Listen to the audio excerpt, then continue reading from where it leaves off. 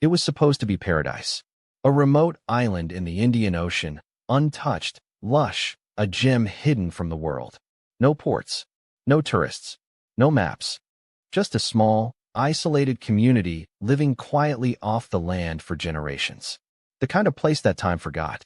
Until one night, without warning, it was engulfed in flames. Fishermen on nearby waters heard the screaming, piercing, inhuman, endless. The sky glowed red. A plume of smoke rose for miles. And by morning, the island was gone. Not destroyed. Gone. No wreckage. No bodies. No survivors. No trace that anything had ever been there. And the strangest part? Authorities refused to acknowledge it ever existed. But satellite data, old colonial logs, and forbidden testimonies tell a darker story of ritual, repression, and something far older than anyone dares imagine. This isn't a tale of volcanic eruption or natural disaster. It's a story buried by fear, because what happened that night shouldn't be possible. And yet, it happened. What secret was that island hiding? And why did the world make it disappear? Now, for the first time, the truth is coming ashore. But be warned, you might wish it had stayed lost. This is the story of the island that disappeared after one night of fire and screams. If you asked any modern mapmaker about it, they'd tell you it doesn't exist. No island, no population, no name. Just open sea. But dig deep enough into colonial logs, missionary journals, and declassified satellite scans, and you'll find fragments, mentions, warnings, sketches of an unnamed island located somewhere between the Andaman Sea and the Nicobar Islands. An island said to be alive with fireflies at noon and shadows that breathe. The earliest surviving record comes from a 1776 logbook belonging to a Portuguese trader. He simply called it Ilha de Perdicaio, the island of perdition. His crew claimed they were drawn there by strange lights in the sky. When they landed, the trees seemed to bleed sap like blood. The sand felt hot, as if it were burning from beneath. They left in terror, 2 men short, their faces reportedly frozen in permanent fear. They never went back. Over the centuries, the island would disappear and reappear on different naval charts, sometimes marked with a feint, sometimes scratched out with ink. British colonists called it Red Wake Isle, due to the discoloration of the water surrounding it. Indian fishermen in Tamil Nadu called it the place you do not cast nets. A 1902 missionary wrote that locals refused to speak its name aloud, fearing that to do so would wake the dead. But there was a population. Archival aerial photos from 1963 show crude huts, smoke trails, and signs of agricultural activity. The community seemed to live entirely off-grid. No boats, no roads, no connection to the outside world. Estimates suggest fewer than 150 people lived there, tribal, pre-industrial, and utterly untouched by modern civilization. And then there's the 1974 expedition. Funded in part by a rogue ethnographer and a fading European royal family, a team of 5 researchers set out to document uncontacted tribes. 3 weeks later, the boat returned with only 1 man alive, half-naked, sunburnt, and muttering incoherently. He had deep gashes across his back and the soles of his feet were burned raw. The only thing he ever said about the island was, "It doesn't want to be found. It speaks in fire." He vanished from public life soon after. Rumor says he was institutionalized. Others believe he was taken in by intelligence agencies. But here's where the mystery deepens. From 1980 to 2002, all satellite imagery of the coordinates where the island was believed to be shown nothing but water. And yet, on one overexposed strip of film from a failed Landsat pass in 1997, buried in a university archive, there appears a faint landmass. A dark smudge, a shadow where no shadow should be. Then came 2003. A freighter, drifting slightly off course during a storm, reported seeing lights on the water. At first, they believed it was another ship. But the lights didn't move. They blinked in patterns, symmetrical, deliberate, almost like a code. As they drifted closer, the silhouette of a small island appeared on the horizon. And then, just as quickly, it was gone. Vanished beneath the mist. What happened on that island? And why did governments, explorers, and even locals choose silence over truth? Because some things are meant to be left alone. But silence has a price.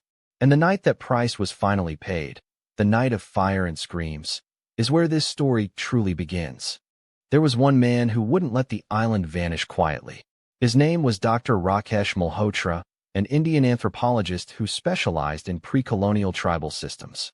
A quiet academic, respected but largely obscure, until 2004, when he published a brief paper in a little-known journal, claiming he had found evidence that the vanishing island not only existed, but had been deliberately erased from records. The proof? A scorched leather-bound notebook recovered by a coastal fisherman after a storm off the Nicobar Islands. It had washed ashore, its pages water-damaged, but not destroyed. The name on the inside cover was Captain Elias Bertram, a British naval officer posted to the Bay of Bengal in 1856. His log detailed a covert visit to a non-charted isle at the behest of the East India Company. The entries began routinely: weather, bearings, crew status. But by the third day, Bertram's tone changed.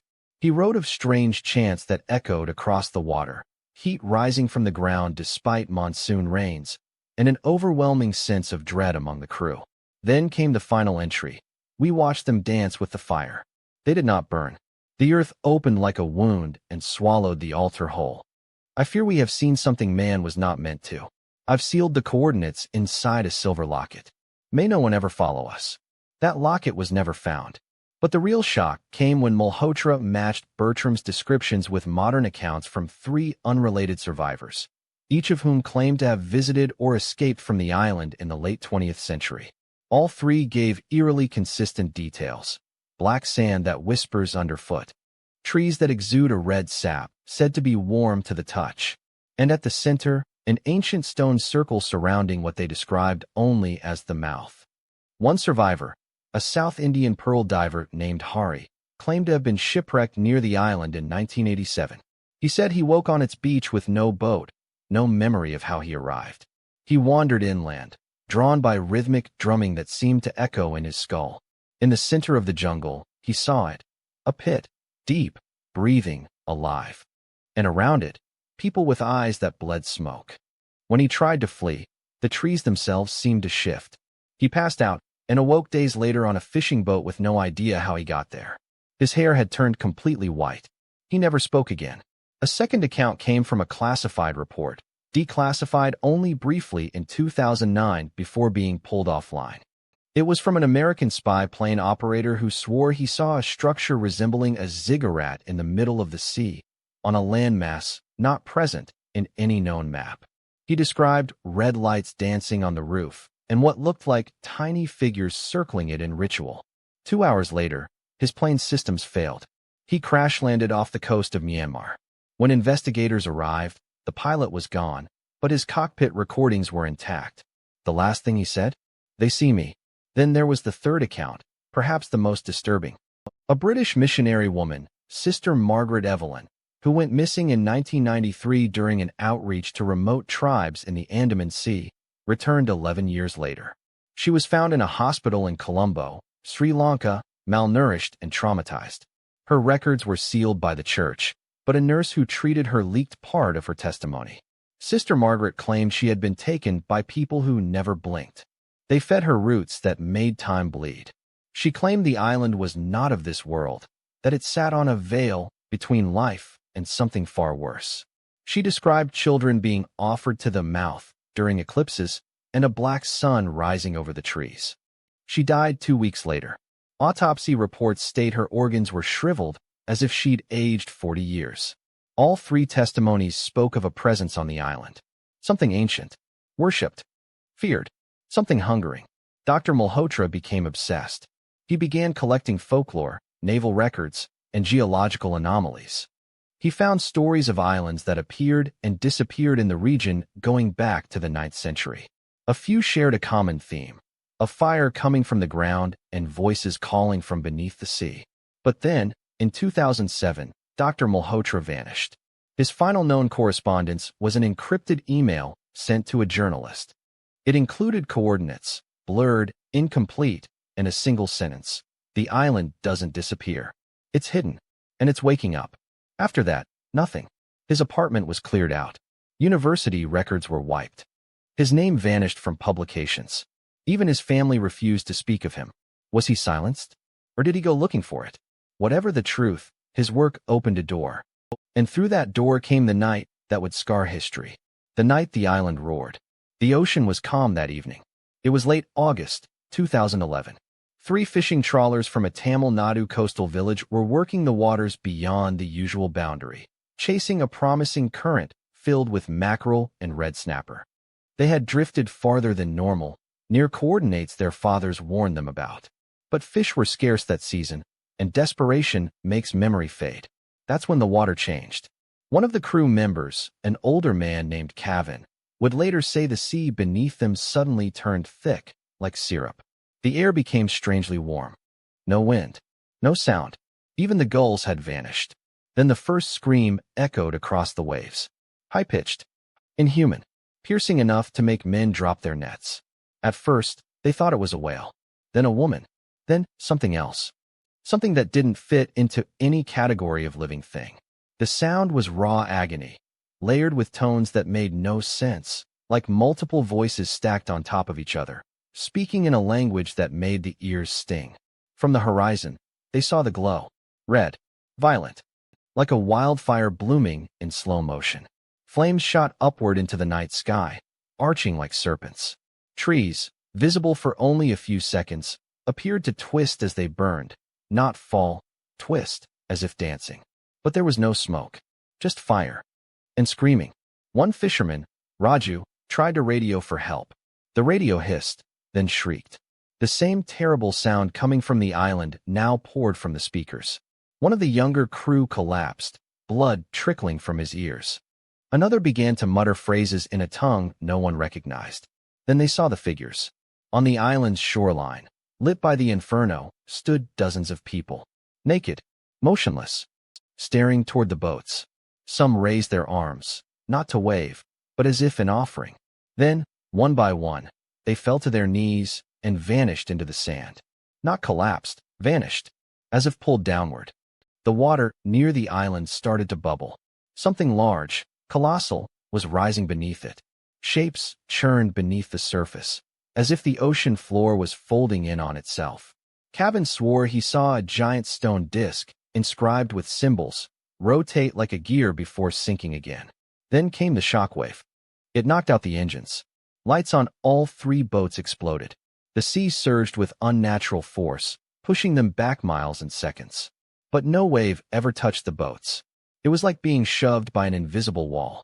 When they finally regained control hours later, the horizon was dark, silent. The glow was gone. The island gone. They sailed toward where it had been.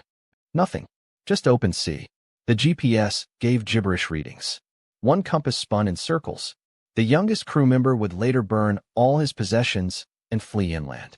He hasn't been seen since. Back on shore, no one believed them. Until satellite imaging the next day confirmed a massive heat signature over that patch of ocean. One that should not exist in open water. 3 days later, a Navy vessel arrived to investigate. It recorded strange magnetic anomalies and rapid sonar loss. Then the mission was classified. The captain retired early. His logs were redacted. The fishermen who witnessed it were quietly paid. Threatened. One was found drowned in a well 2 weeks later, eyes open, mouth full of sand. But one of them, Kevin, kept something. A recording. He had left a tape running on his phone, buried under equipment. It's muffled, distorted, but the sounds are unmistakable, the rising scream. The crackling fire. A deep, rhythmic pulse, like a heartbeat, beneath it all. And a voice. Just one sentence, spoken in perfect Tamil. It opens, when the blood is enough. The audio was passed secretly to a local journalist, who posted it to a forum before vanishing 2 days later. The post was deleted within hours, but not before thousands heard it. Many reported feeling nausea. Some had seizures. One person died from a cardiac event while listening. Was it real? A hoax? Or something far worse? To this day, local sailors refuse to fish anywhere near that region. Some say you can still see flickers of red light beneath the waves on moonless nights. Others say you can hear faint, distant screams when the tide is low. But there's one thing everyone agrees on. That night changed the ocean. Something woke up. And what happened next was not destruction. It was consumption. By the time the Navy dispatched an official team to investigate the anomalous marine event, the coordinates where the fire had been seen were calm again. No smoke, no heat signature, no island, just ocean, flat, unbroken, and eerily silent. But the ocean doesn't lie. And in this case, it left a wound. Divers reported an unnatural drop-off in the sea floor, an abyss that opened suddenly, with jagged stone ridges lining the walls.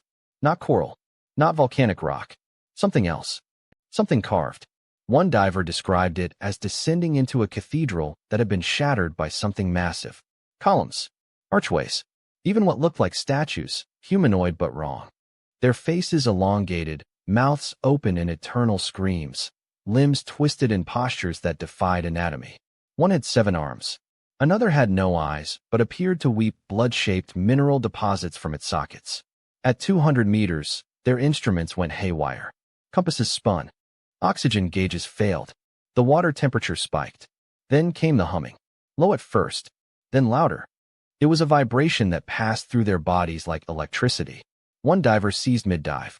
Another tore off his mask and tried to swim deeper, screaming something about the red door. They dragged him back. He never spoke again. The expedition was aborted. Files sealed. The Navy publicly declared it a natural sinkhole. But it didn't end there. In the following weeks, villages along the Tamil Nadu and Andaman coasts began reporting strange tides. Water that came in thick and black at night, stinking of sulfur. Nets brought up fish with burned scales, glass eyes, or no bones at all. Boats passing near the disappearance zone experienced sudden power failures. One cargo ship from Sri Lanka vanished completely. No distress call, no wreckage. Its tracking signal showed a sharp, impossible plunge, as if it had fallen off the earth. Meanwhile, government agencies across India and Southeast Asia scrambled behind the scenes. A leaked memo from the Indian Ministry of Earth Sciences warned of a tectonic void forming under unregistered coordinates. It mentioned thermal pulses and geochemical reactions inconsistent with known oceanographic behavior. A second memo, classified and marked mythological interface, internal use only, referenced ancient Tamil texts that spoke of a land of fire that rose and sank with the blood of its children. And yet, no official statements were made. But the whispers grew louder. Survivors from the previous sightings, the fisherman, the missionary's nurse, even a retired Navy officer, began dying. Quickly, some in accidents, others by apparent suicide. One was found with symbols carved into his chest, written backward, matching those found on the submerged stone fragments. The final death was perhaps the most telling. A geologist named Dr. Arun Jeswal, who had been studying seismic activity in the area, published an obscure blog post the night before his death. In it, he wrote, "The island didn't sink. It shed its skin. It's not gone. It moved. Or worse, it expanded." He died in a fire hours later. No accelerants were found. His body was charred beyond recognition, yet the rest of his apartment was untouched. Firefighters said the flames seemed unnaturally contained, like they only wanted him. After that, the media blackout became total. But at the center of it all, beneath the noise, the fear, the confusion, one truth remained. The island didn't disappear. It was taken, swallowed not by the sea, but by something beneath it. A force that feeds not on land, but on memory, on blood, on ritual. And somewhere, buried in that ash-black pit, was a shrine, a place of sacrifice and communion, older than civilization. It was never meant to be seen again. But the rituals had resumed. The offerings had been made. And when the fire rose, the mouth opened. Some say the island was a prison. Others, a temple. But either way, the message was the same. You found us. Now we'll find you. And the next time it returns, it won't be subtle. It won't be quiet. It will be hungry. Long before the island screamed, it whispered. And those whispers echo back over 1,000 years, through forbidden scriptures, buried oral traditions, and the cracked bones of long-dead civilizations. There is one ancient Tamil manuscript, the Katru Vedam, lost for centuries, known only through fragments quoted in monk commentaries. It spoke of a red island of breath, where the Virakavi, singers of the deep, performed ceremonies that fed the one beneath. Scholars dismissed it as metaphor. But then came the archaeological team from Pondicherry in 1982, who unearthed clay tablets on a nearby island. They were scorched, etched in a language older than Tamil. One repeated phrase appeared over and over. "We burn so the gate stays shut." The gate. Every piece of evidence, every survivor's account, every colonial log, every vanished expedition, points to one chilling conclusion. The island wasn't just a place. It was a lock, and fire was the key. The ritual that took place on that final night wasn't random. It wasn't a natural eruption or some unexplainable geological anomaly. It was deliberate. Everything, the drumming, the synchronized screaming, the crimson flame, it was all part of an ancient rite. One meant to awaken something buried in the seabed. Not a god, not a demon, something in between. Something that feeds on memory, on time, on suffering. And the people on the island? They weren't just victims. They were priests, caretakers of a secret cult so old, even history turned its face away. They had remained untouched for centuries, preserving rites lost to the rest of the world. Rites that involved self-immolation, child sacrifice, and the ignition of sacred oils distilled from plants no longer found on any map. The ceremony was called Etharam. Translation: the turning. In 2006, an underground researcher named Priya Tungarajan found a reference to it in a forbidden colonial ledger. A missionary had seen it performed once and described it as the most orderly madness. He wrote of masked figures dancing into the flames, chanting in tones that made his nose bleed. At the end, a high priest held aloft a newborn child, coated in ash and blood, before plunging into a pit of fire. The missionary later gouged out his own eyes. His body was found nailed to a tree with his tongue removed. Priya followed the trail for years. She believed the rituals were not symbolic, but functional, designed to keep something asleep. Something bound beneath the crust of the earth. A being, or a force, trapped in a liminal space, waiting for the correct sequence of sacrifices to break free. Her research was derided, until she disappeared in 2010. The last known image of her shows her standing on a pier, facing the ocean, at the precise coordinates of the vanished island. She was smiling. Behind her, barely visible on the horizon, was a faint red glow. And here's where it gets darker. An oil rig surveying near the zone in 2012 accidentally drilled into a cavern. Inside it, they reported finding organic material fused with stone, living rock that pulsed like flesh. Days later, the rig collapsed without warning, killing all but one. The survivor was pulled from the wreckage babbling in perfect Sanskrit, despite being illiterate. He spoke just 3 words over and over. It opened, and then he died. No cause, no explanation. So what was the turning really meant to do? Some believe it was never about sealing the entity beneath. It was worship, an offering, a declaration, a way to become part of whatever existed below. And on that final night, it wasn't just the islanders who participated. Multiple sonar signatures captured dozens of vessels approaching the region, small, unregistered, unflagged. From Myanmar, from Sri Lanka, even from as far as Madagascar. A secret pilgrimage, a global cult rediscovering its heart. And when the drumming stopped, and the flames rose, and the island dissolved into ash, it wasn't an ending. It was a birth. Now, sightings of similar lights have begun elsewhere, off the coast of Sumatra, near the Mariana Trench. Even in the Arctic, where melting ice has revealed stone altars no one can explain. And there's a pattern, a cycle, a slow, deliberate reawakening. Because the turning is not over. It has only begun. There's one final piece to this story. One last, buried chapter that reshapes everything. It begins not with a scream, but a sketch. In 1935, a young British mapmaker named Charles Ellery was hired by the Royal Navy to chart unexplored regions of the Bay of Bengal. His job was routine: identify reefs, currents, and coastal anomalies for trade routes. But in his personal journal, he wrote of a discovery his superiors ordered him never to record officially.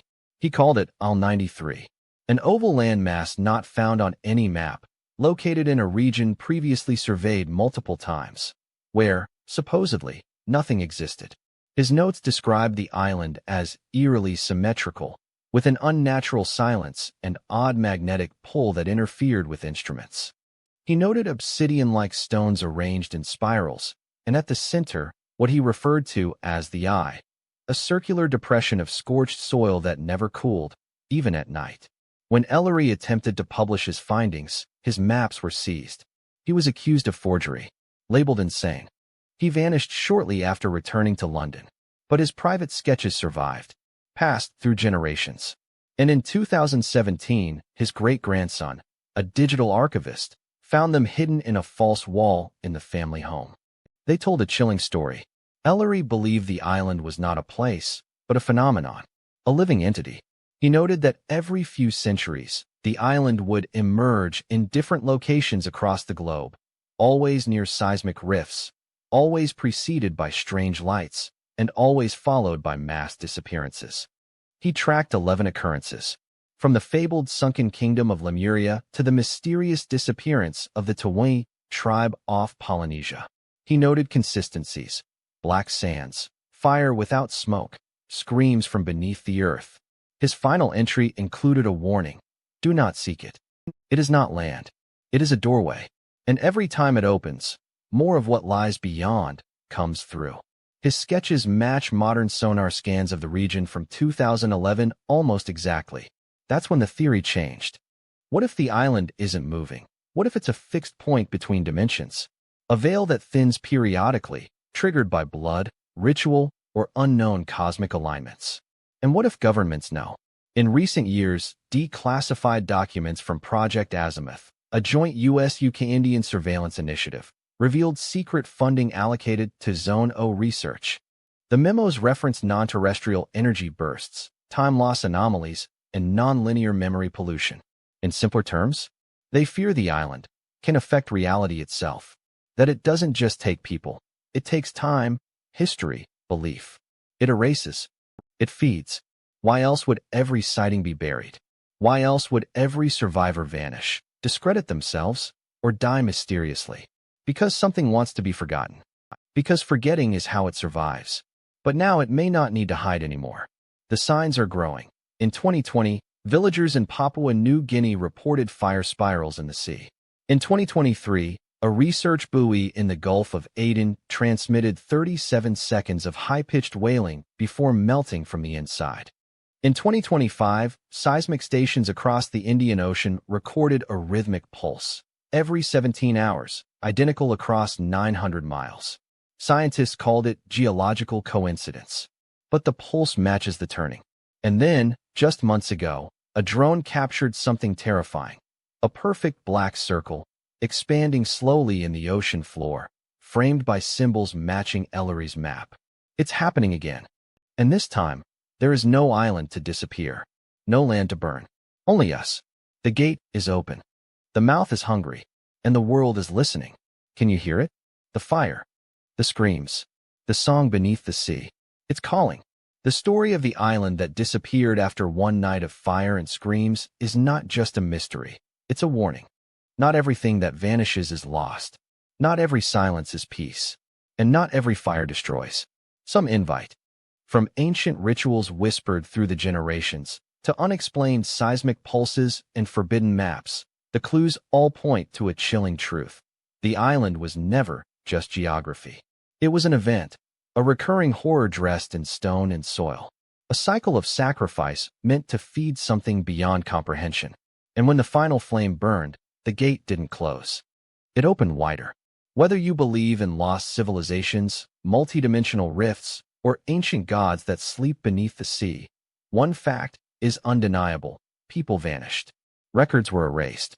And the ocean remembers what we are made to forget.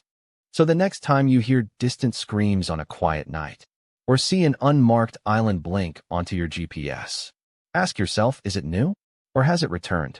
Because the veil is thinning, and the turning never ends. If this story sent chills down your spine, subscribe for more dark, shocking truths buried in the shadows of history. Leave a comment. What do you think the island really was? And if you're brave enough, watch another tale of forgotten horror right here. Because some history isn't taught. It waits.